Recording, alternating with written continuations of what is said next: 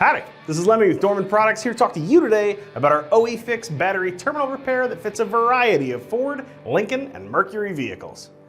Now, corrosion of electrical components is not a new concept. We've been brushing green gunk off a terminal since the beginning of time. Heck, electrical corrosion is the reason we use negative ground systems on vehicles. If you've been paying attention, you've likely noticed the interface between batteries and vehicles has changed quite a bit over the years. Instead of reasonably universal cables moving power and ground to and from the vehicle's battery, most setups now include a carefully packaged assembly with bespoke terminals and often integrate fuses into the mix. Because of that, the terminals on the cables have changed. And of course, unlike the beefy lead items of yesteryear, battery terminals now are more likely to be tin-plated brass or copper.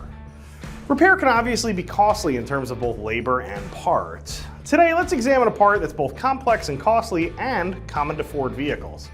If you've ever come across a battery terminal in a blue oval vehicle that looks like this, it's natural to want to replace it, especially if it's contributing to a related customer complaint.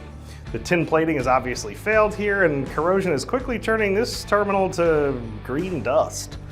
Where this gets sticky, however, is instead of popping on a new terminal end like we did years ago, you've now got to replace this entire assembly because that's how Ford sells it.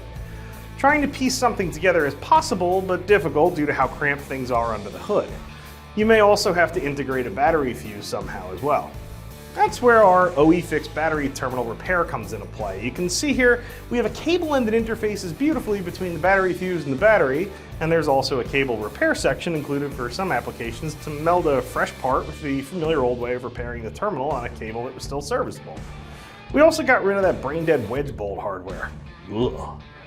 The install procedure varies a little bit from application to application, but for the most part, you're going to remove the terminal from any fuses or wires and then make your repair, saving a boatload of money on parts and saving a ton of repair time ripping out wiring that's probably just fine still. As an additional tip, the battery fuses have a tendency to suffer the same fate as the terminal end, so if yours is showing some green fuzzies, replace the fuse while you're in there. You can pick those up from my favorite parts company too. We hope you like this new solution, and remember, if you need anything at all, the Dorman Technical Support Team is always handy to help. Thanks for checking out our video on our fix for corroded Ford battery terminals. I'm Lem, and I'm out of here.